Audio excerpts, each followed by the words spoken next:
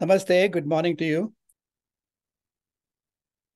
So far in the last couple of sessions, I shared with you that Lord Ganesha is the Ishta Devata for Kumud and me, and for us, literally, Ganesha is a vortex of consciousness, either in Nirguna form or Saguna form.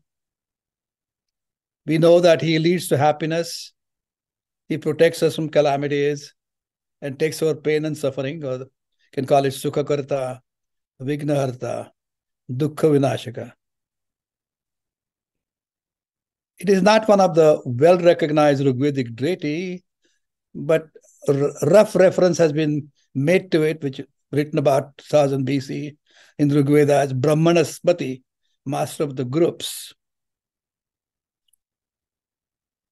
I like him because he feels like a friend and a cuddly guy and just a high-placed deity.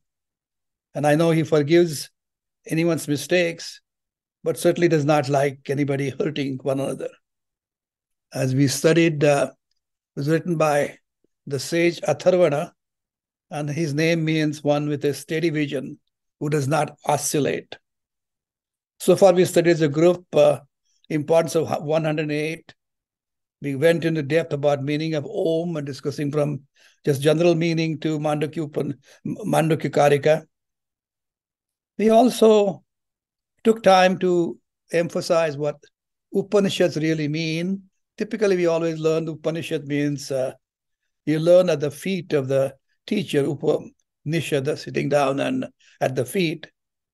But the way I learned from my guru, Swami Dayananda Saraswati, he divided Shad in the form of root coming Sad, meanings, 3 different meanings out of 5 meanings he applied here. One means Visaranam, that means wearing out, disintegrate. Avasadhanam means total destruction. And what does that mean between destruction and disintegration? If I was to give an example of a tree, if I chop the tree, I cut it, but uprooting the roots and destroying it completely, that is the total destruction. That is avasadhanam. And also the third meaning is gamanam, reaching you to that level. And it reaches you to upani. Upa means near, and nearest to you is yourself, and closest, that is, yourself is Atman.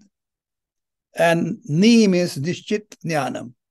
So this is the wisdom, that ascertain knowledge of the Atman by destroying all your pain, grief, sufferings. And that is Upanishad. So that's the way, that's what's really a Brahmadnyan, something to remember. And that's what, when we study Kaivalya Upanishad somewhere down, I'll describe to you how exactly Brahmada describes that as a destroying the pain and suffering and gives you the enlightenment. Then we talked briefly about what Ganapati means. You see, we are, as human beings, we just don't like to be alone. We are the people who love to be in the groups, and that applies to gods as well. For example, the example that we shared with you is the Vasus are 8, the 11 Rudras, the famous being Shankara, the 12 Adityas, there are 2 Ashwinis, 7 Marutas, with each Marut having subgroup of 7. Sunlight is composed of 7 different colors. Galaxies exist in clusters. Planets constitute a system. At micro level, atoms get together to form molecules, which in turn have a tertiary structure of their own assemblies. And now, learning from scholars in this group, I learned that atoms are a group of quarks. So really speaking, there are no independent entities in this creation. They're only systems, groups, and clusters. And that's the reason when any puja is performed, one of the famous mantras is always sung before the Ganesha is installed for the prayers. We say, Gananam Tvam Ganapatim Havamahe, Kavim Kaminam Upamashtvas. O Lord of all mantras, we invite you the supreme Lord of all groups of universe. You are the supreme amongst the learned, and your fame has no parallel amongst the famous. Kavim Kamina. You're the king of all kings. May you take seat in this ritual.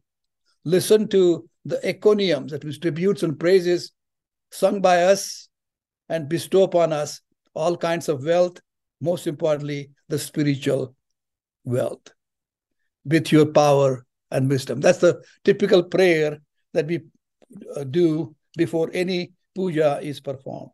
Since we are discussing Ganapati Upanishad, typically Ganapati Upanishad is, as I mentioned to you, is located in the Atharva Veda. And Atharva Veda has different Shanti mantras. For example, Om Purnamada Purnamidam. That is for Shukla Yajurveda. For Atharva Veda, Shanti part goes like this.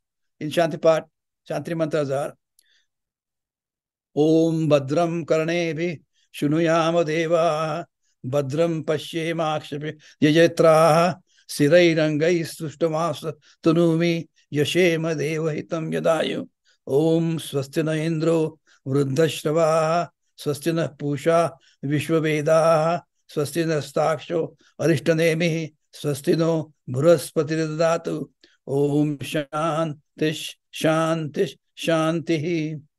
To translate in English, may we hear auspicious words with our ears and see with our own eyes what is only auspicious while engaged in prayers and yajnas. May we, with a steady mind, control body and sense organs, and seeing and hearing nothing but sacred and auspicious, find a life of total fulfillment in the service of the Almighty God. And the second prayer is, may Lord Indra, the king of gods, whose glory is great, bless us. May all-knowing Pushan, that means sun, bless us, nurture us. May Tarsha is called Garud actually. It places a circle of protection for our well-being. May Bruhaspati, the guru of gods, bestow his blessing upon us. If you remember, when Sita was being taken away by Ravana, it was Garuda was trying to protect her. That's the Taksha we're talking about. And before we start, let me sing three mantras, which we're going to discuss. Om Namaste Ganapataye Tumeva Pratyaksham Tattvamasi Tumeva Kevalam Kartasi Tumeva Kevalam Dhartasi Tumeva Kevalam Hartasi Tumeva Sarvam Kalvidam Brahmasi Tvam Sakshadatmas Nityam Rutam Vachmi Satyam Vachmi Avatmam Avaktaram Avashrotaram Avadataram Avadataram Avanuchanam Avashisham Avapashchatat Avapurastat Avottaratat Avadakshanatat Avachurdhvatat Avadharatat Sarvatomam Pai Pai Samantat. I just sang the first three mantras, going to be part of the discussion as far as this morning is concerned. And some of them we already have done the discussion. But before we move on to that, I thought it's important to understand a couple of things before we jump into it. And that basically comes from Kaivalya Upanishad. I've given you various references in the back, in the past.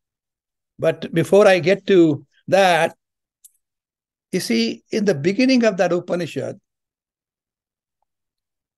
Ashwalayan, who's a scholar himself, goes to Brahmadev and requests him, Adhihi Bhagavo Brahma Vidyam Varishtham. Please teach me the knowledge of self, same as Brahman. Now, of course, the student who is ready to learn has to have been qualified to receive that knowledge. I mean, if before a professor or chairman accepts you for his PhD degrees, He does not accept somebody from high school. He expects you to have done some basic education, getting a bachelor's or master's, to see you're well trained, grounded, before he'll accept you for the ultimate PhD thesis. So the student has to be ready to receive the knowledge. And basically, the four things which are important are Viveka, Vairagya, Samadhi, Shat Sampatti, and Mumukshutva. That means, what is Viveka? Viveka means a capacity to try to understand real from unreal. One be able to understand what is permanent and what is impermanent. One tends to develop that after he or she recognizes that the material pleasures they are fortunate enough to enjoy in this Mother Earth are only transient. Like a sugar is sweet, but it is over, the sweetness disappears. And then those individuals feel that those material pleasures are fine, but I need something more that can lead me to long-lasting happiness. That is viveka. You come to your senses. That is not, material pleasures is not all there is to it. The second quality of a recipient who can get that knowledge is called vairagya. Now, vairagya does not mean renunciation, but it's a dispassion, desires to gain knowledge and wisdom, and that is based primarily on the disposition of his mind. Now, what do you mean by that?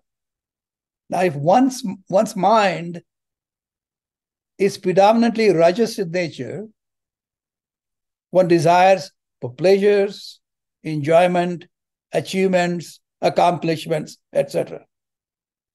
Whereas if one's mind is predominantly sattvic in nature, then one desires more for knowledge and wisdom. Unfortunately, if the mind is predominantly tamas, as you know, one indulges in laziness, ignorance, and delusion, doesn't have time to get up in the morning to come and join and participate in the discussion. As a matter of fact, Shri Krishna says in the 14th chapter, in the 17th verse, Satvat sanjayate kanyanam,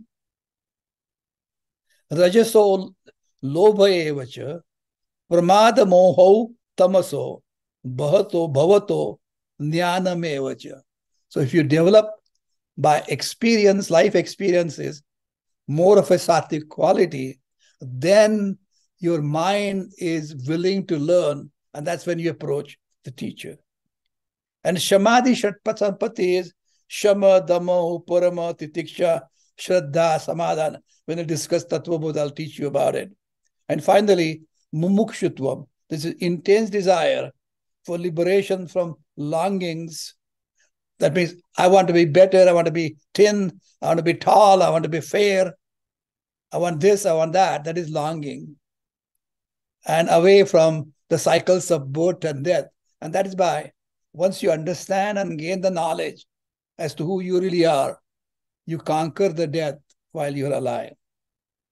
And then the answer that Brahmadev gives him is one short, complete answer. He said, Shraddha, Bhakti, Dhyana, Yogat, Avehi. That means have Shraddha, have intense Bhakti, and Dhyana, and combination of that, you can accomplish it. Now, what is Shraddha? Shraddha is much more than faith. There are two kinds of faith. One is verifiable faith. One is unverifiable faith. For example, if I say, for a PhD student in physics, I hope Anand is in the group here. Prasanna is there, his professor is there. Anyway, there is a verifiable faith, such as understanding as E is equal to MC square. For a person who is not knowledgeable, goes to the professor's class, says he doesn't know, respectfully learns from him. At the end of the session, semester, or a year, he'll understand what the professor said, E is equal to MC square. With that Shraddha, was rewarded with that wisdom or knowledge. But unverifiable faith, there is a heaven, but how can one verify the heaven except for accepting the word? So there are two different kinds of faith. But as a matter of fact, describing Shraddha, Shankaracharya describes in Vivek Chudamani, Shastrasya Guruvakyasya Satya Buddhi Avadharana iti Shraddha. The conviction that the words of Shastras and my Guru are true. Now, of course, when you're talking about Guru, he's not the one who only wears the saffron robes and comes here to collect money from you and other favors, but one who has been enlightened to the tradition of teachers, starting with Sadashiva. Sadashiva Samarambhat, Shankaracharya Madhyamam, Asmat Acharya Paryantam, Vande Guru Paramparam. So in that particular Guru, I have absolute Shraddha, because what I'm hearing through my Guru, a living entity, living individual, who's passing on the wisdom that Lord Sadashiva passed at the very beginning. Other important thing for learning it is what Sri Krishna talked about. Many times the teacher will talk which goes above the head of the student. And if the student is not respectful, will not ask the correct question to the teacher to clarify it. The way you do it is by simple example in the first two verses of the third chapter of Gita.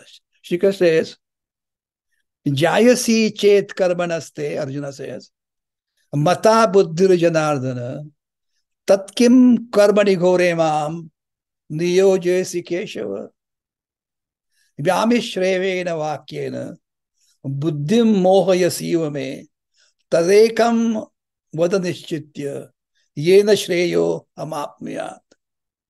Hey Janardana, you say that the knowledge is superior to action.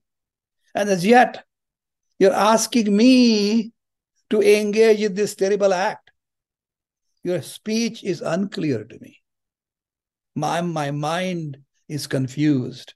Please clarify to me the path I should take that will lead me to higher goal. Now that is a respectful question by a student who really wants to learn, not in an arrogant way, say, it doesn't make damn sense what you're talking about. Tell me what you really meant. There's a way of asking questions respectfully of the teacher. And then Shri Krishna again says in the fourth chapter, Tatviddi pranipatena, for 34th verse, fourth chapter, Tatviddi pranipatena pariprashnena sevaya upadekshanti te jnanam jnanina tattvadarshana. The wisdom is acquired through making queries by an egoless attitude and rendering service to wise who have realized the truth. They will in turn impart wisdom unto you. And then Shri Krishna says in the same chapter, Shraddhavan labate jnanam tatpara sanyatendriya jnanam labdva param shantim adhirena adhigachyate. One who has faith, Shraddha, and who has controlled his senses, is devoted to attaining the wisdom, he is successful in his endeavor. With wisdom and knowledge, he quickly attains the supreme peace. So we talked about Shraddha so far. We also know is Bhakti. And Bhakti is commitment to knowledge. Not Bhakti only, puja, archa, prayers. That's good. That's important to clarify the mind and getting mind ready to understanding. But if you have a true commitment to gain that knowledge through the teacher and the divinity through him is passing, that is bhakti, a wholehearted commitment, tatparata bhakti. That's important. And Shatpantya referred to is Shravana, Manana, nididhyasana, and dhyana, and ultimately samadhi. The important thing is, it's very important that one has to be carefully listening to the discussion, because this is something that is not easily available. Even if you read the books, this knowledge is really not available easily, because what you're trying to get from the teacher, you're really getting the cream of the crop. Like Sri Krishna would always go for that ultimate butter. You didn't have to go through all the entire yogurt, which I don't like myself. So, butter I do like. I don't necessarily care for yogurt, though it's healthy as a doctor, I can tell you that. That brings us to today's discussion. As far as Ganapati is concerned, it has a cosmological connotation. In Vedic cosmology, there is no spatial creation. There is only manifestation. Maya Shakti is the manifesting power of the Lord. It is called Avyakta or unmanifest Shakti.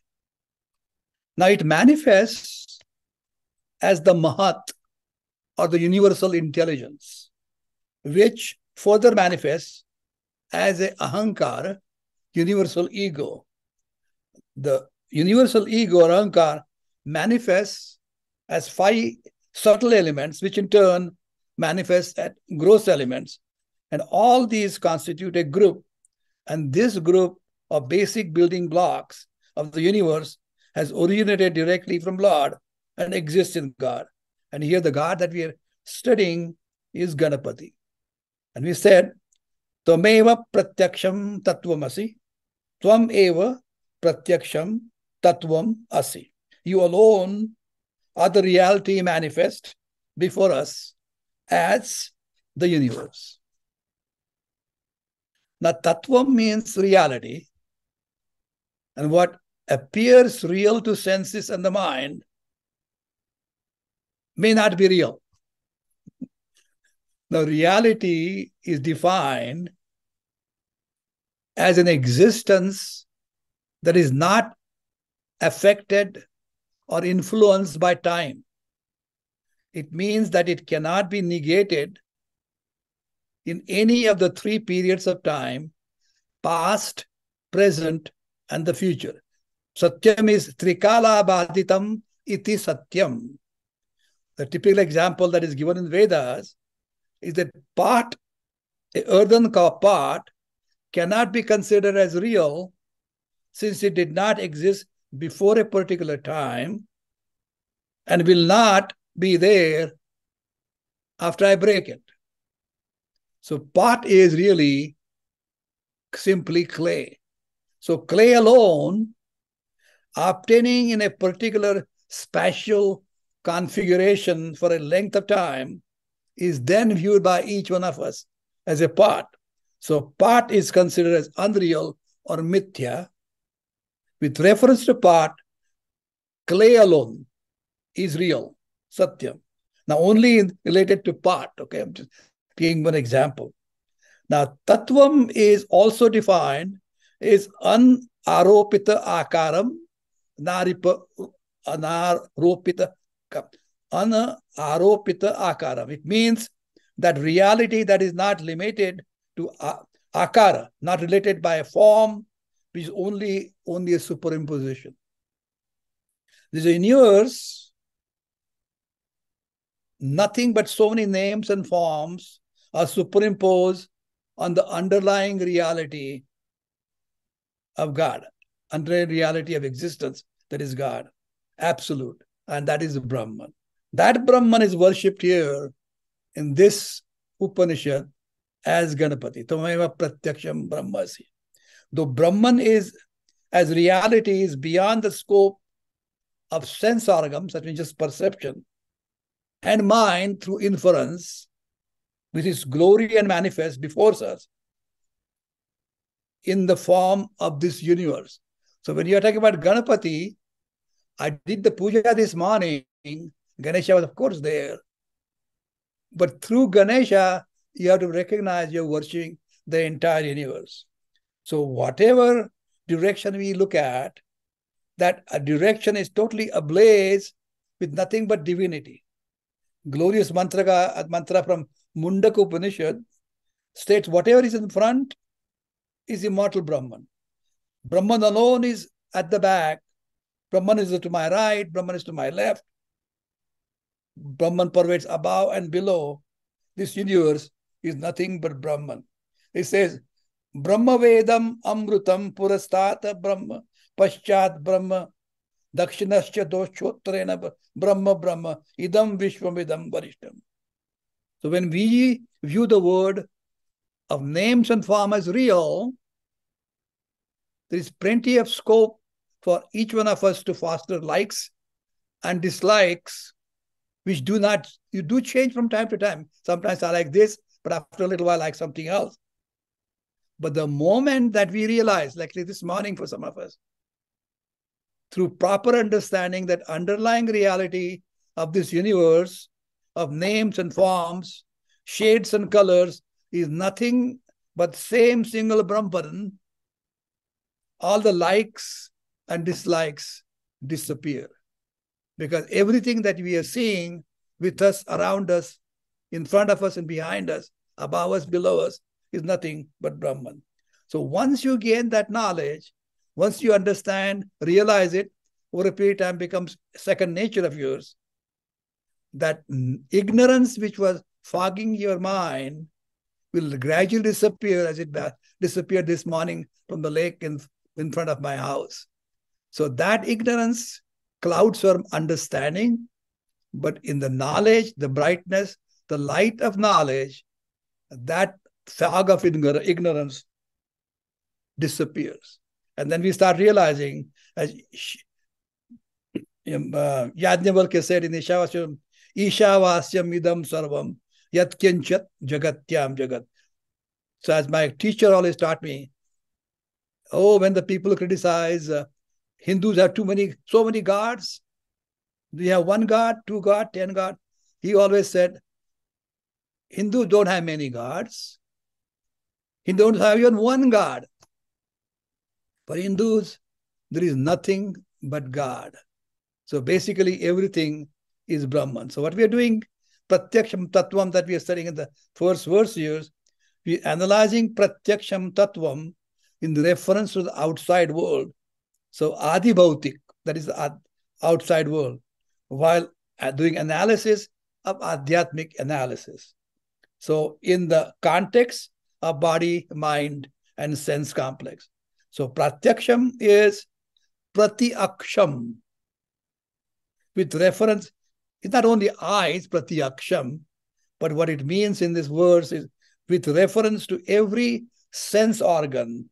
It is this supreme reality alone manifest through our eyes, ears, this universal power of Brahman, consciousness. Awareness gives us that life, the sentience, or makes our body alive.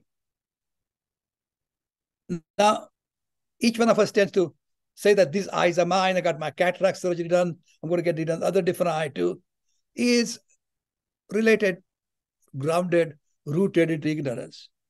Really, every faculty that been bestowed upon us is a glorious manifestation of Brahman. The objects of thoughts may vary widely, but the essential content of every thought and object is exactly the same identical awareness, which is Atman, and that reality in Brahman. That's clear. When Professor Rambachan taught us beautifully, Ganapati Upanishad, he said, Shotrasya Shotram Manaso Madoyat Vacho Vacham Sau Pranasya Prana Chakshura Chakshu Atimuchadira Pretasmya Loka Amruta Bhavantu. So I won't translate everything, it's in the book there, but all those sense organs and the function they perform is nothing but the glorious manifestation of immortality. And then he continues to say, Tame va kevalam kartasi, you alone are the creator. We talked about it. Tvam eva kevalam dhartasi, you alone are the ones sustainer. And Tameva kevalam hartasi, you alone as annihilator. And then, as you know, Shri Krishna explain it to Vidura, there's a common notion that there are three different gods who perform these three different functions. And this belief is based upon the lack of proper understanding of the scripture. And Sri Krishna said to Vidura, 4:751, Srimad Bhagavatam, Atmamayam samavishya, soham gunamayim dvija, srujan, rakshan, haran, vishwan, dadre saudhyam kriyochitam. Hey Vidura, reflecting in my Maya, universal power, composed of three gunas, sattva, rajas, and tamas, I create this universe. I sustain it and I annihilate it. I assume three names in according to the acts that I perform. Such statements are present in every other scripture. That Lord may be called Vishnu or Shiva. But in this particular Upanishad, we are studying together as friends, is Ganapati Upanishad. Here is Ganapati here. The name difference is only in the name of Ganesh, Shiva, Vishnu. And he continued, Tvameva sarvam khalvidam brahmasi, tvam sakshat atmasi nityam. All this is Brahman, and you are that Brahman. You are indeed the Atman all the time. The supreme reality, which is the substratum of the entire creation, is called Brahman. Brahman means big, infinitely large, being the origin of both space and time, together with the entire world of names and forms. It is beyond the limitations of time and space. And that's the reason why the universe appears manifold. We take it as real, but as we discussed earlier, it is not so. It is the background of space and time framework alone. The existence absolute appears as many. Kind of difficult to understand that concept, but a couple of examples which are given in Vedas is, if you have pots filled with water and one single sun is shining up in the skies, people who may not be fully aware of the fact will see so many different suns. But the teacher will teach you that, yes, you're right, you're seeing sun here, sun here, sun here. But in reality, that is only an image, a manifestation coming from the sun, single sun in the skies. Other example I have shared with you in the past is, as average people as we all are, this is air, but if there are multiple parts, we may say air in this part, air in that part, air in that part. But we can understand that in reality, the air is really continuous.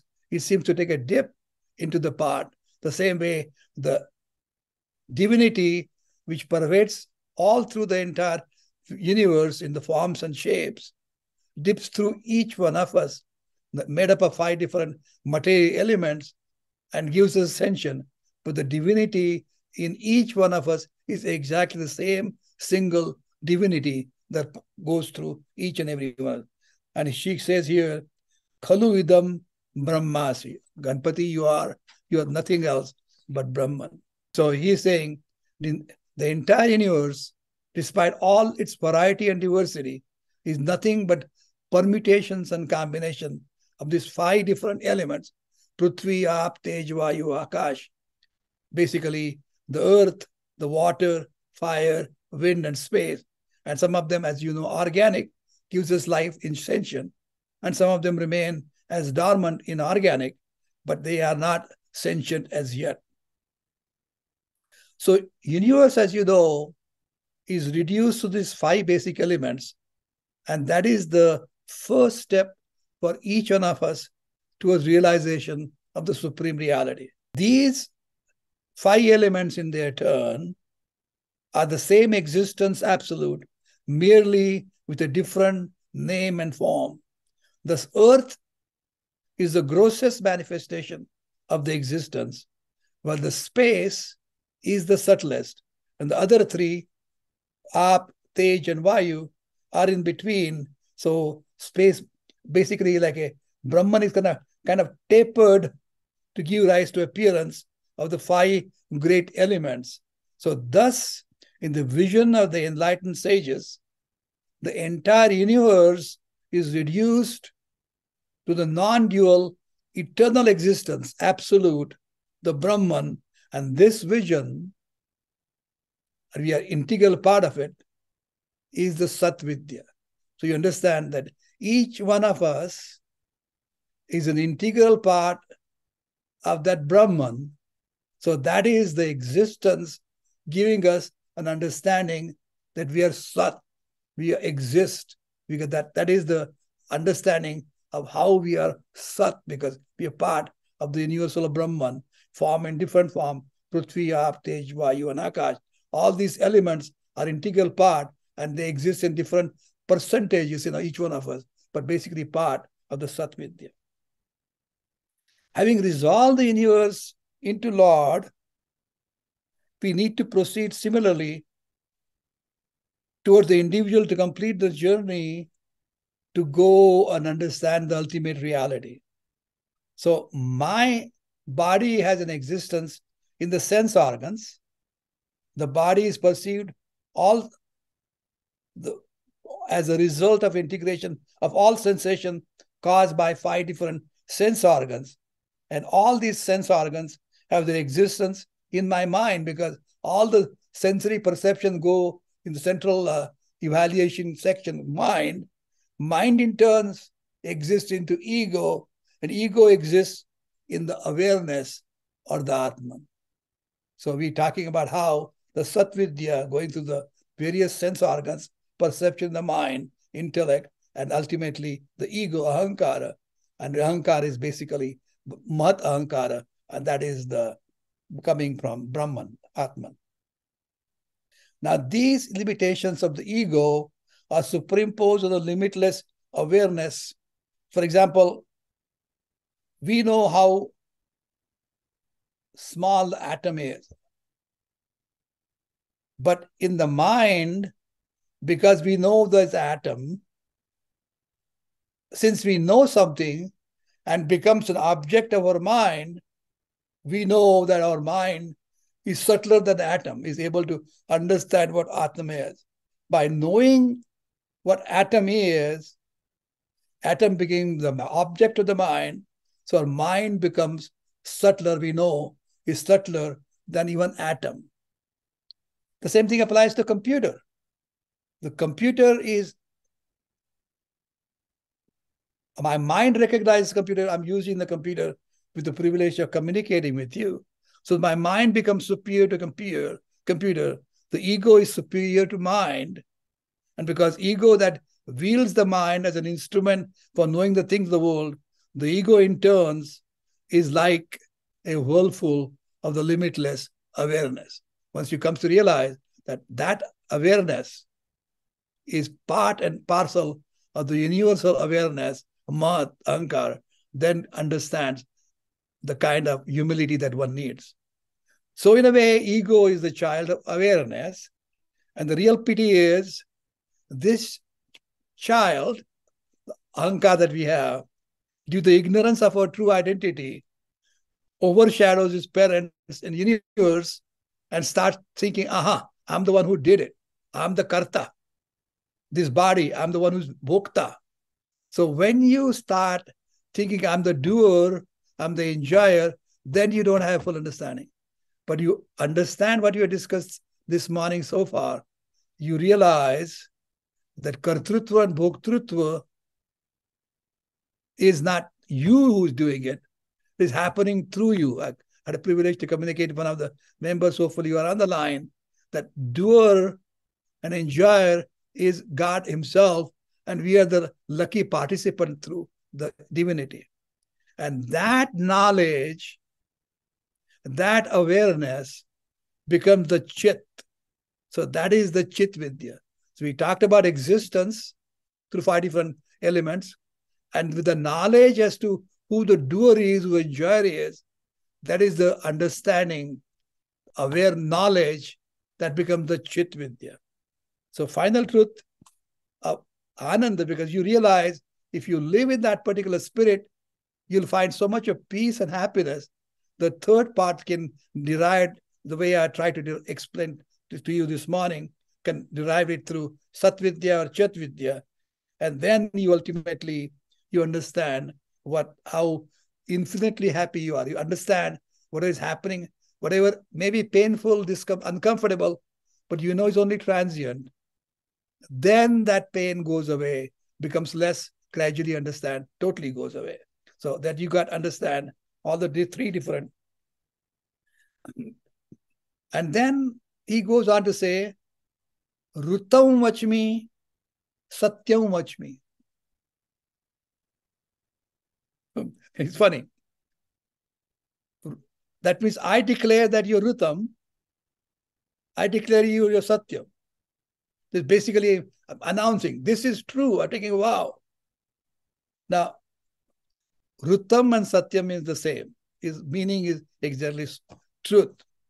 Now, Rutam is the knowledge which is fully ascertained by the scriptures. It does not change in any way based upon the time. Trikalabadit Satya is Rutam.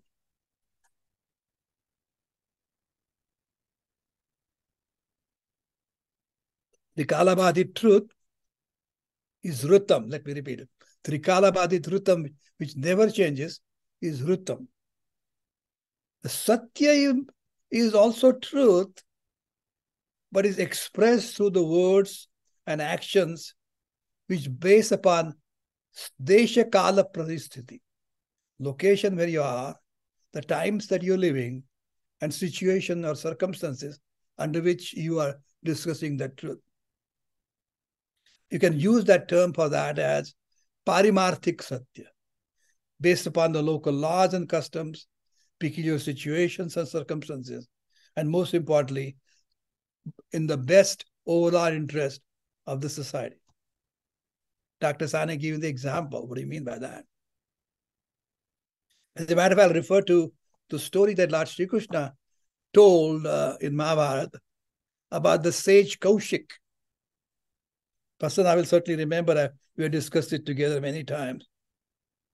He had taken a vow, he'll always tell the truth under any circumstances, and that's my strength.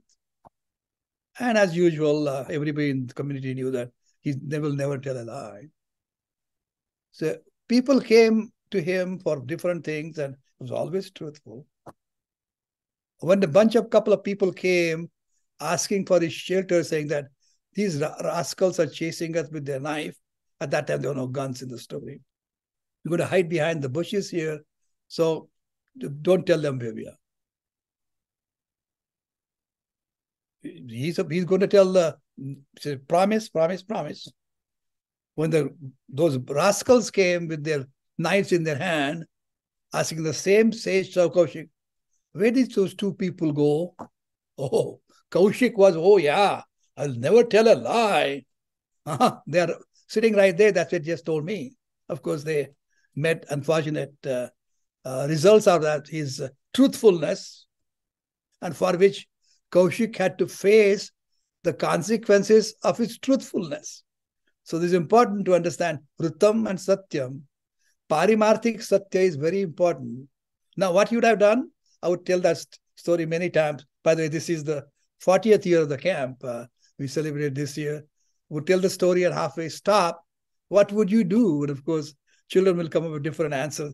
Their answers are always brilliant. I enjoyed it.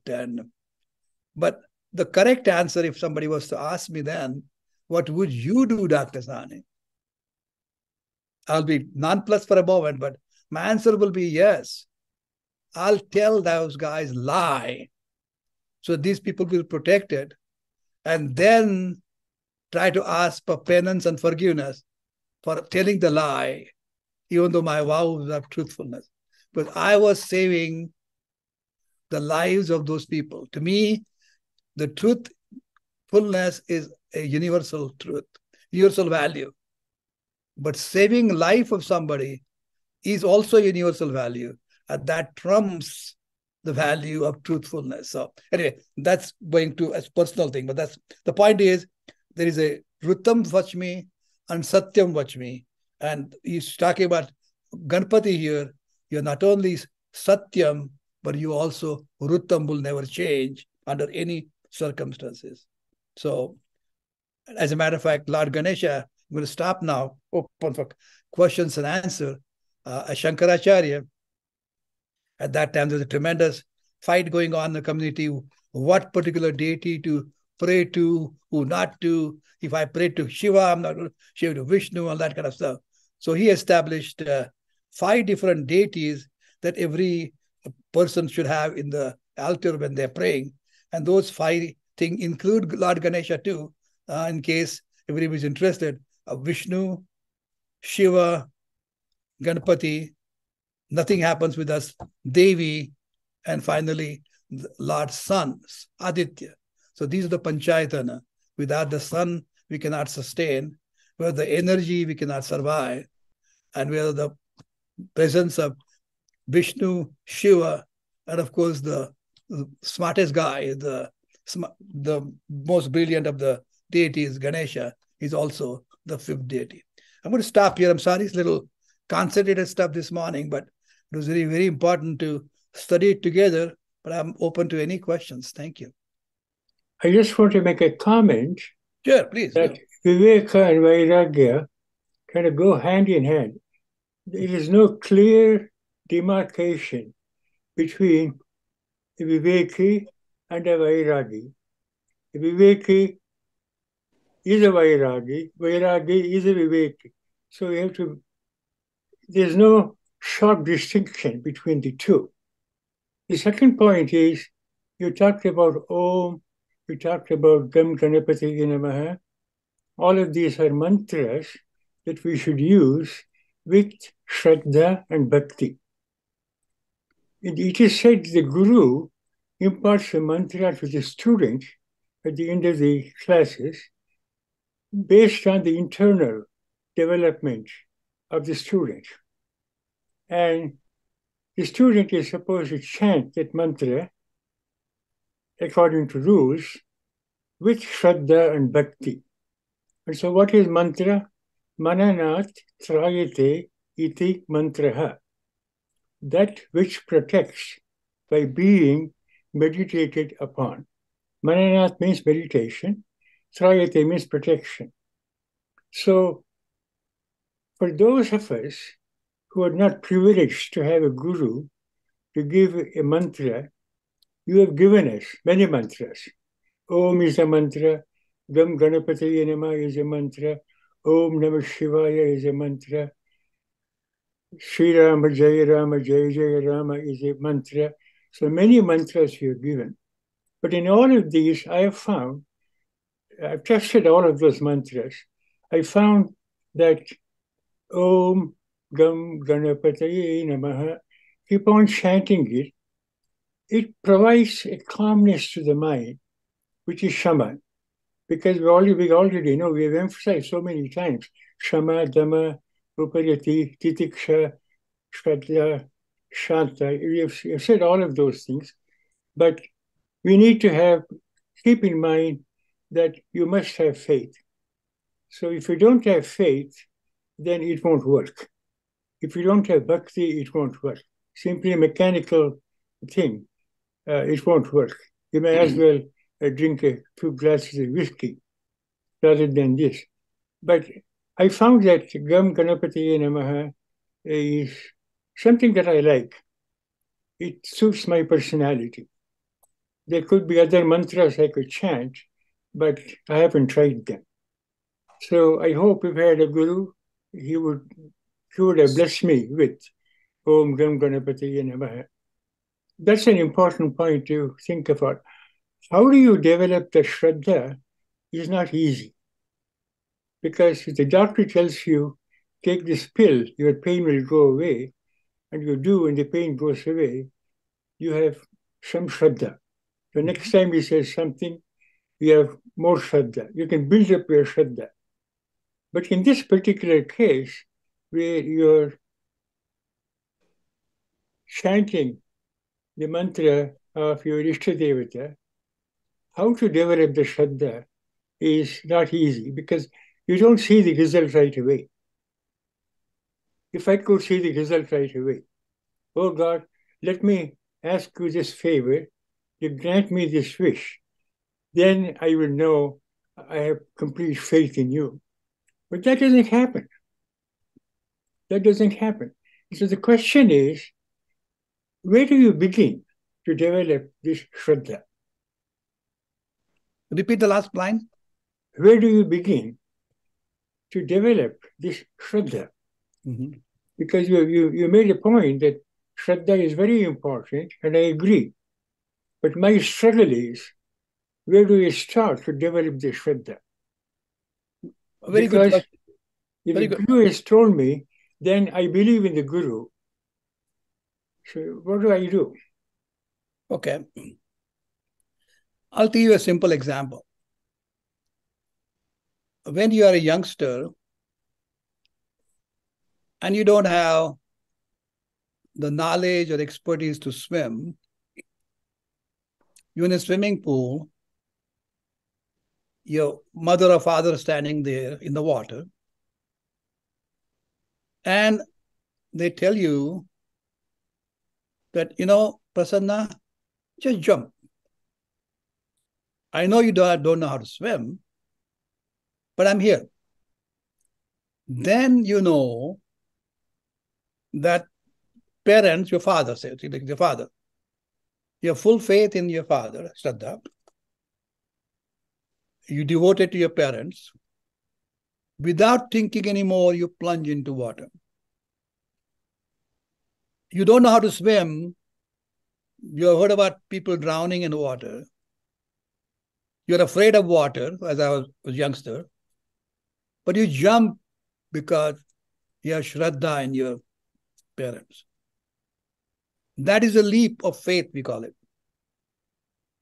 And when you jump and you realize your father catches you, you start wading in the water, you have lots of fun, and that wisdom that you learn, the knowledge that you gain, goes a long way, not only that day, for many, many years of rest of your life. But you could not have learned how to swim unless you took the first leap. You cannot read in the book.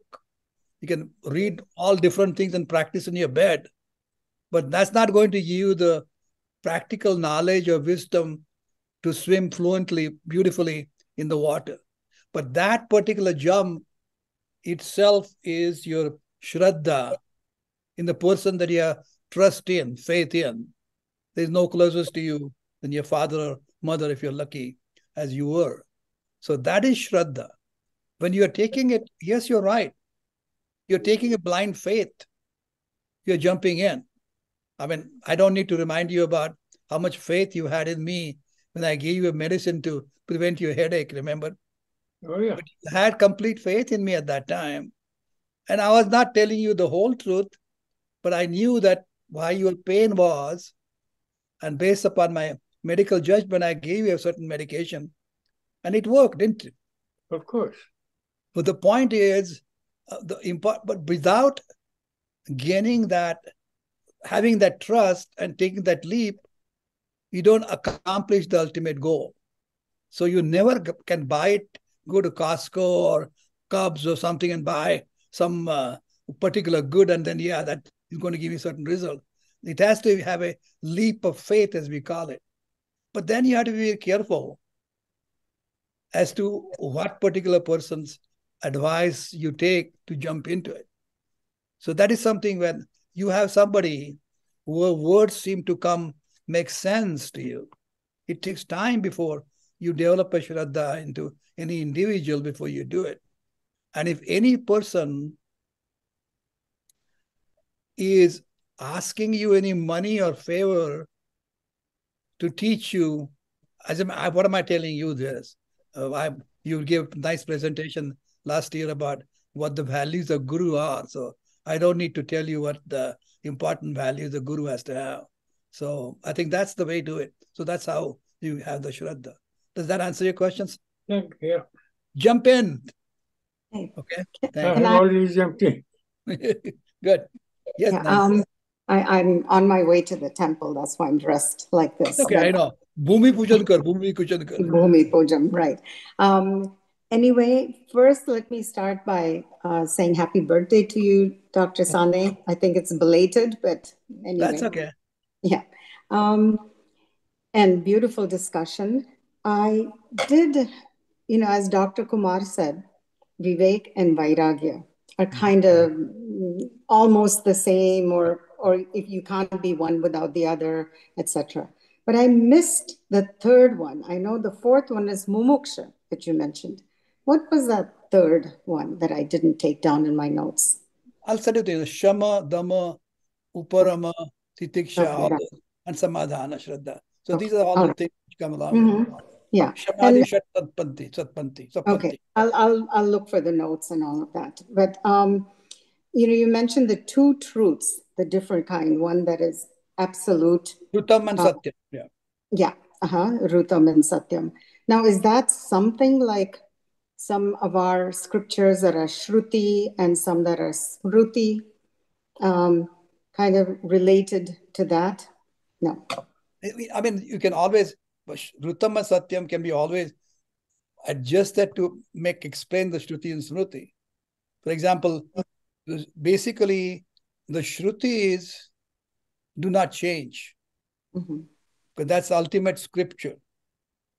Smrutis vary depending upon the time and place and location.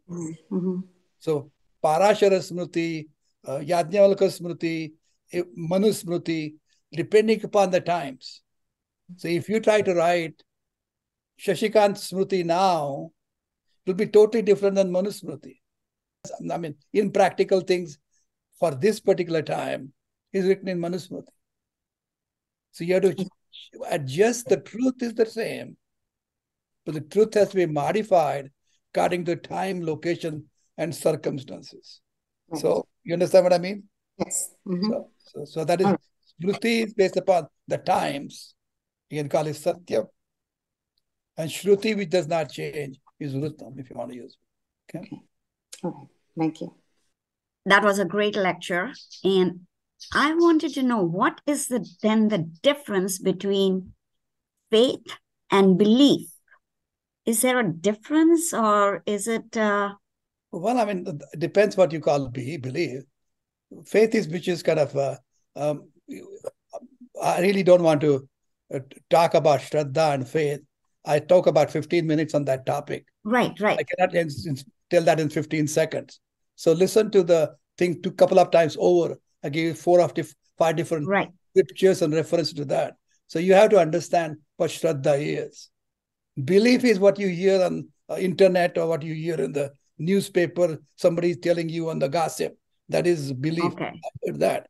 But Shraddha is something you understand by scientific facts, clear-cut understanding, cross-references.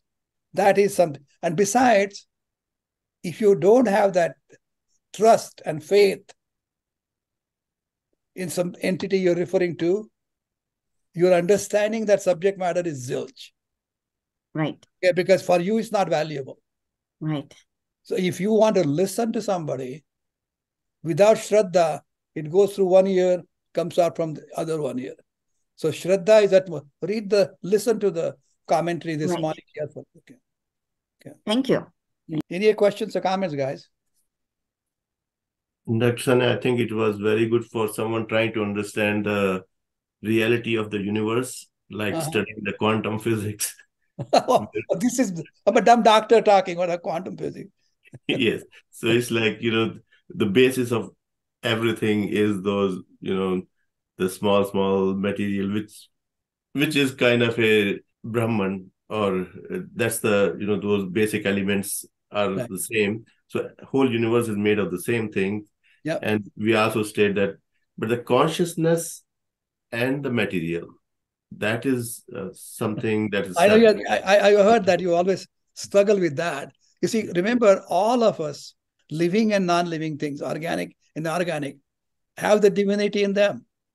Yes. Only difference between organic and inorganic is that there is a live portion which is inserted. You understand what I mean? And that sentience comes, Arun, through the Mahat, the ultimate ego, ahankar, or awareness that comes transmitted to certain entities. So that is without that awareness, we won't be alive. We'll be one of the rocks in your garden. Okay? But that sentience is the one that makes us alive. I'm not saying that it's not easy to understand, but listen to it carefully and it'll start making sense to you. I think sometimes what happens is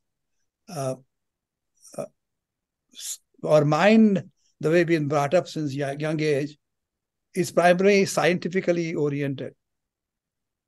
Yes. Unless and until you see something, feel something, touch something, taste something, unless you have a formula that makes sense, you don't believe it. That is really true. That's understandable. But that is only because we calculate everything truthful as an object. So when I'm proving it to finish my PhD thesis, is done the experiments, get the references, and proved this is to be true. So you got a PhD degree on that. But also these are objects. So many of the quantum physicists would always end up in Swami Dayananda's ashrama every time I would go, every fall. And they would be struggling because they hit the brick wall. Brilliant guys, but just could not connect it, could not put their ego down where it belongs. And once you put your ego down, Arun, comes out very easy. Okay? At least comes less difficulty-wise. So I think the fact that you're struggling is the good news. For example, as a doctor, you develop fever, I'm happy. You say, what a minute, doctor, are you crazy?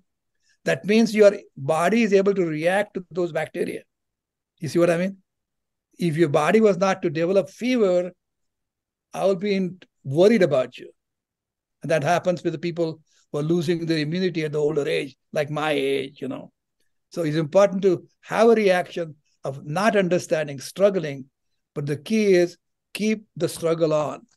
One day you say, by George, I got it. So keep on working, Arun. And today, one insight with the question from Professor Kadam Kumar is that I think the faith or Shraddha, that has to be inculcated by someone else into you, which has to be a guru, your mother, your father.